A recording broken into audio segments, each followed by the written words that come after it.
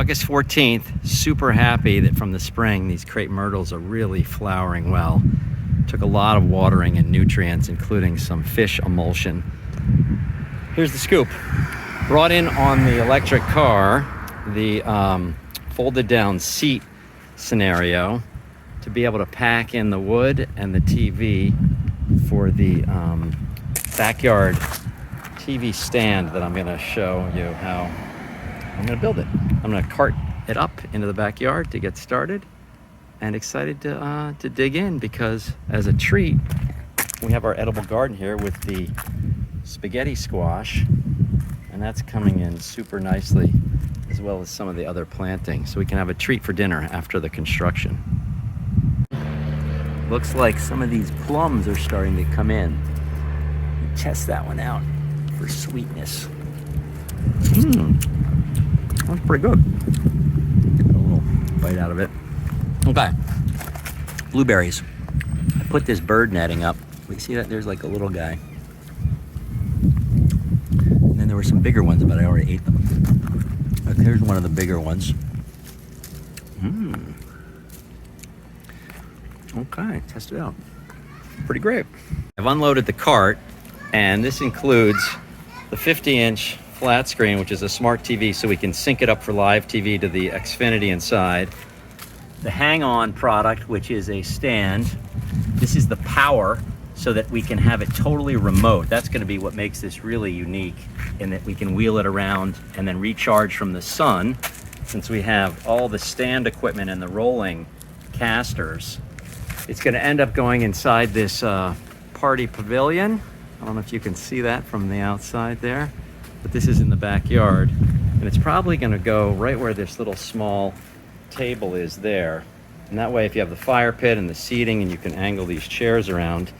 The really good news with recharging it or just powering it from the outlet is that we got the new solar inverter system set up, and the panels come on Monday. To get this job underway, I need a couple additional tools. I'm going past the guest cottage here, and what I have is a shed in the back. Shed behind the shed. This is my tool shed that I built. Little stand if I have to rest one of the tools. But what I do is I typically keep all the, goods inside here. I have a bucket, because what I like to do is I like to take, say, the extension cord that I'm going to need, throw that in the bucket. I got my drill. If I need to recharge, I got the backup for the battery for the cordless. Then I'm going to need the circular saw. Pull that down, throw that in there as well. Okay, so that gets us going with the transit for the tools to load back up. And sometimes, again, I set it in here if I need to add anything else. Not a bad little setup here behind the guest house. I've unloaded the bucket, and I also pulled what I knew I was going to forget something, the drill bits with the paddle bits, so that I can recess what will be these screws and use this ratchet set, the wrench. Get you a little more sunlight there so you can see it. So this is set to fit right in there, and it's going to fasten these casters to the base of the stand. I'm back at the shed because I forgot to get something. What I need is some extra wood. I keep this wood stockpile, and what it is it's scraps from what have come out of dumpsters and findings from the neighbors. This is going to work great, because what I need with the 4x4 is a supplement to what I had with the one I got from the Home Depot, because the Home Depot was nice. They gave me one that was a scrap. It was kind of bent when I bought the 2x12s by 8 foot and had them cut it in half. But this is going to be an extra post that I need for the structure, so that for the TV I have the base set up. And what it'll have is the 2x12x4 at the base, second one raised up with about 10 to 11 inches of those vertical posts, like that 4x4, and the casters below it, then the stand on the top, TV mounted to the stand. I've set these, measuring them back the same distance, and put a little pilot hole marker on all four corners. Got my drill ready to go, which is going to have just enough to feed what will be the ratchet set. But the way I measured these out is I wanted to have it so that when it turns, basically, and it's set, that little kick for the base that locks it in place folds up and it doesn't become a tripping hazard on the outside. Now I'm ready for the ratchet set. Get these guys all lined up. So the key with this ratchet is obviously to get the right size, but then also not to tighten all 4 of them down the whole way until you get them all lined up, just to make sure in case some of the pilot holes were off by a little. First one's in, all nice and tight with the ratchet set. And as I said before, this is the little flap. Well, when you push it up, or in the case of your foot, you would kick it up, or kick it in effect down. It doesn't create a tripping hazard, you know, for the people walking by. And then it can be released so we can move it around the, you know, the patio or even maybe towards the front. Okay, here's the big test. They're all in. We're gonna see how stable this thing is. One of the concerns was that with the recess in the pavers, it wouldn't roll that easily. Not so bad. I'm giving myself a couple props here. I think that's gonna be a decent base. This is the hang-on mounting plate. So the concept, if this works, is that there's a base that is gonna be attached to the TV. This thing is the part that sits on what will be the deck of the lower level. Well, excuse me, the upper level. So this board, this 2 by 12 by 4, is going to be raised so the TV would start with the base here and then it would be up from there. We're going to see how this all comes together. I've cut 3 of these pieces. These are the columns that are going to stack the lower to the upper deck. I've measured off this last one. Note, this is from the salvage Home Depot. They put a little red dot on it with the paint. Pretty convenient. It was free. Sometimes you just got to ask for the wood. Okay, I'm going to cut through. It'd be ideal to have a table saw, but this is what I have here down at the beach.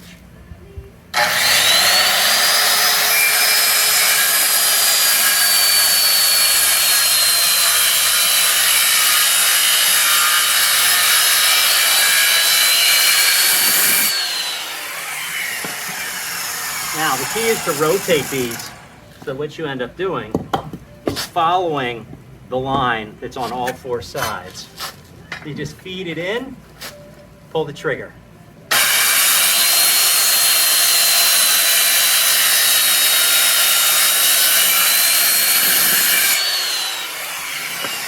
And again, you want to follow the blade all the way through. Now, this is where the rubber hits the road, the final cut. Hopefully it comes off clean when the 2 lines connect.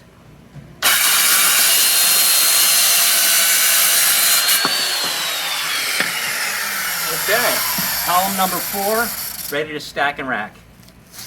The 4 columns are now set but not secured. I have marked them off with the line so that I know exactly where to come in from the underside.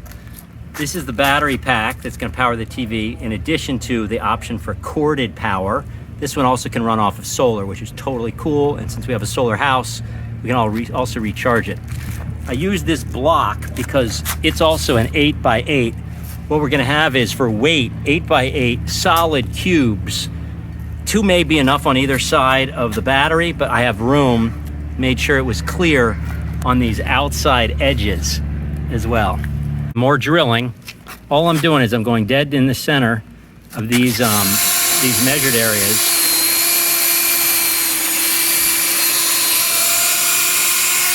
The idea is pretty simple. I'm going to come in from the underside with the lag bolt. So the lag bolt's going to come in and it's going to secure the post. I'm going to do the same from the top, but on the top I'm going to have a recessed so that I can torque it and then also have the surface flush. All 4 of the lag bolts are in for these columns. Tilt it up. I've used, by the way, just a piece of board here so I didn't beat up the edge of the wood. You could use cardboard or drop cloth or something, but I just happen to have the wood. Okay, the top is set in place, measured and drilled with the pilot holes, but what I'm doing here is I'm just gonna have a paddle bit take care of the recess for the lag bolt. And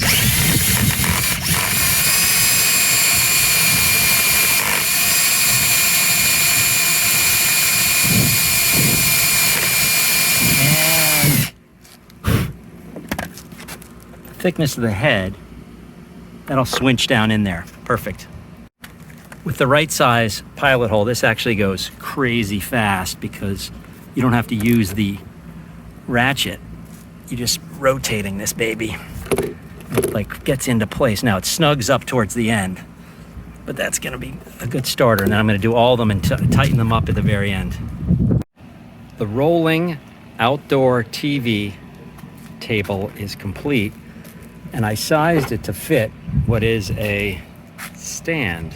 What this stand has is brackets that come from the back of the TV. It's a 50-inch flat screen smart TV, and they hold on to this edge so it can be lifted and taken inside in the off season. What I now have to do is secure this to the base, and then what will happen with the concrete block, the cubes that are solid, is they're going to go in the base.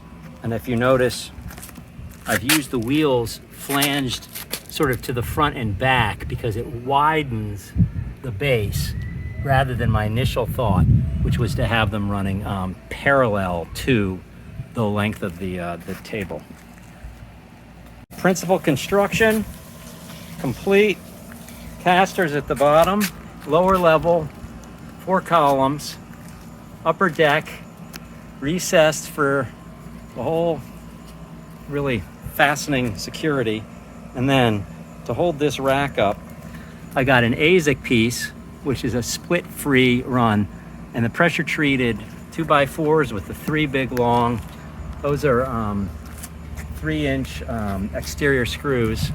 And then this is basically built as a rotator. So when you're watching the TV, you can change the angle. But with the concrete blocks loaded below, it's gonna help prevent this from tipping back with a big 50-inch TV. Fill the lag bolt, what it is the galvanized bolts that connected the top to the column. I got this all-purpose Bondo. What you do is you take, a little dab of it, and it's like 3 inches across maybe. And then from the hardener, you unscrew this, and you just run across the top, just a little line like that. And then you get the cap that rolled over, tighten that back up on the hardener. And what you're gonna do is you're gonna mix in the hardener with the putty, and then swipe it across with the blade to fill the hole. This one needed just a little bit of a top coat, just to get a little extra Bondo in there, so that when I sand it, it'll be nice and flat. And as you wait, you got to really move quickly because the Bondo hardens up pretty quick. The Bondo has set on these little insert hole fills, and now I'm going to use the belt sander to just sand them down.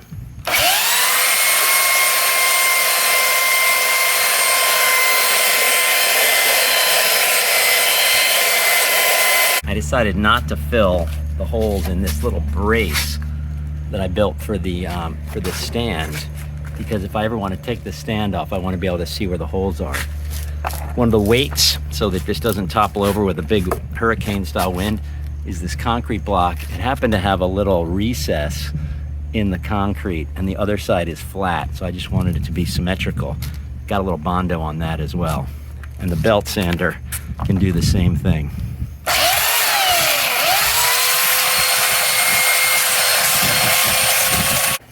I'm going to paint this. This is kiln-dried, pressure-treated wood, so it's ready to be painted.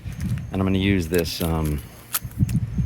it's the tape for the painter's tape, to just frame the edge here so I don't get the paint on the extra part of that base.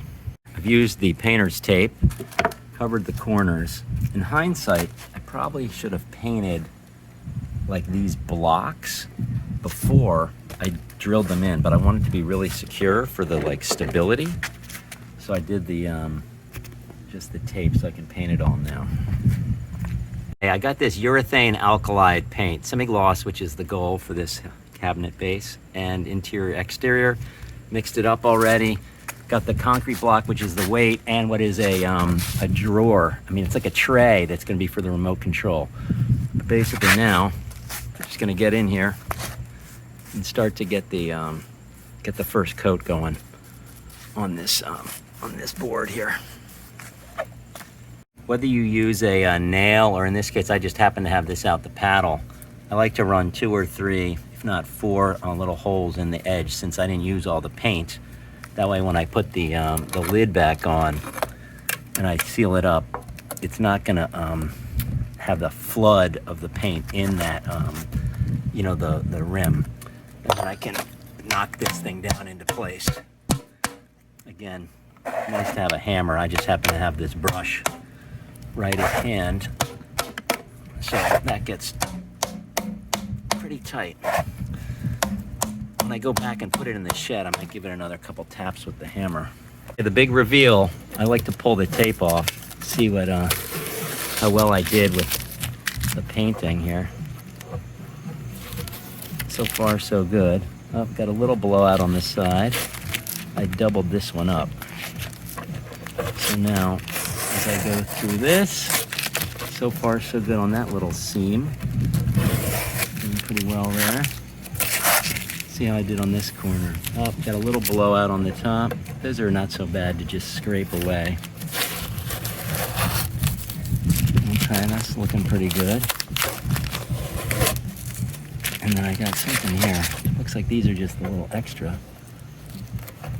Okay. Go around back. Again, a couple little blowouts, but I'll just use my little blade and clean it up a little bit. All around though, give myself a decent score. I moved it into the shade and I saw that there are a couple of these joint lines that need to be caulked. So really want to just get a bead of caulk in there, and then I'm going to smooth it out with my my finger, just to fill it in there. Right there. So visually, it's really tight. It's not so much a structural or a weather concern. It's more just like filling those gaps. I found another little crack here. Fill that one in. Take a look on this side. Tiny little bit here. Fill in, sometimes there's cracks in the wood too. Now this one needs it. Right along here at the base. That's the gap between the bracer piece and the upper horizontal. Just squeeze it in there. That's probably a little too much caulk, but that's okay. I can wipe it on my shorts.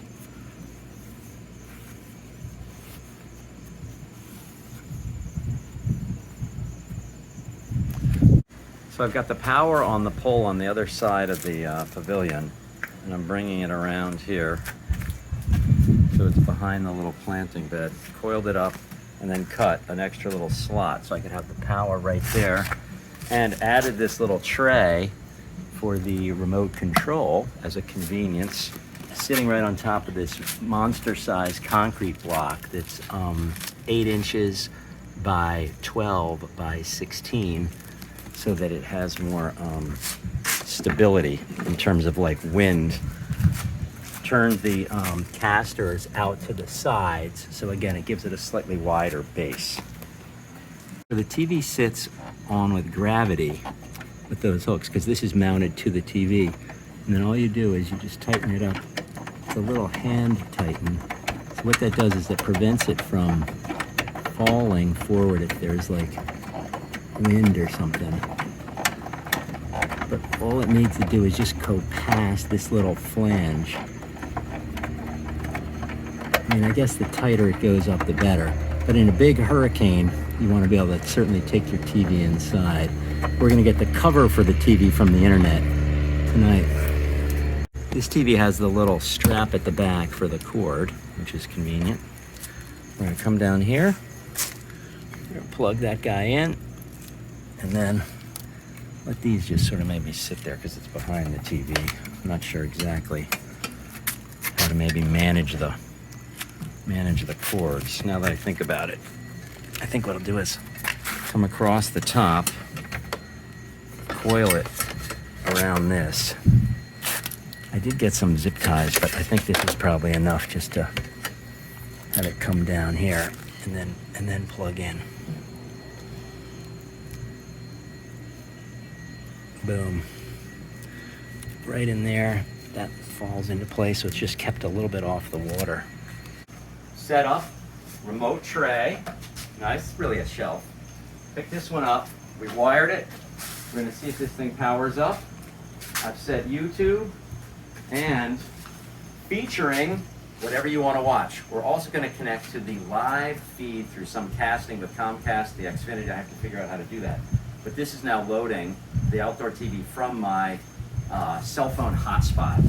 And as this loads, it takes a little longer than if it was a direct line, but once it's up, it's pretty tight in terms of the timing.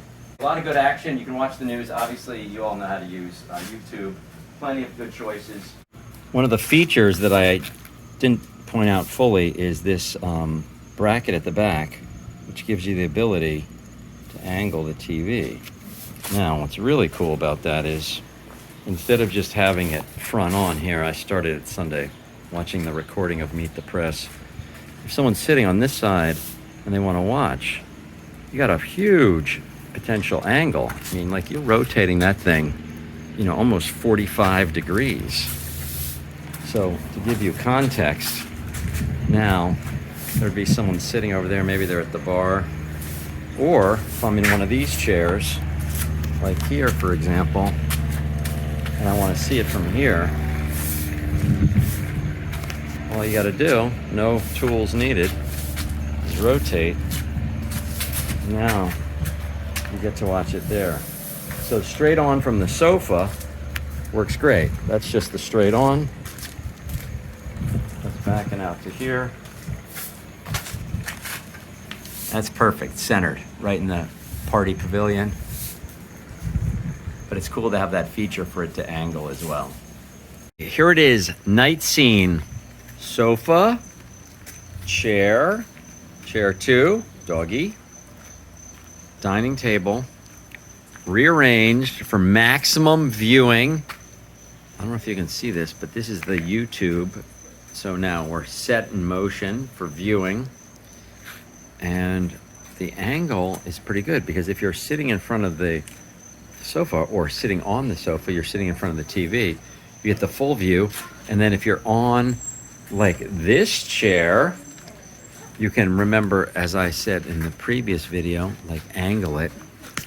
So now we can move this for optimal viewing. Boom. Or rotate all the way across for this view. That's good for this particular chair, which is right here. The home for Roku lets you choose and pick. So if you happen to have like Netflix, like I do, then you can watch that, you can subscribe. If you're not familiar with Roku, it's unbelievably cool technology. So thanks for watching the TV setup. We now have it outside as well as inside.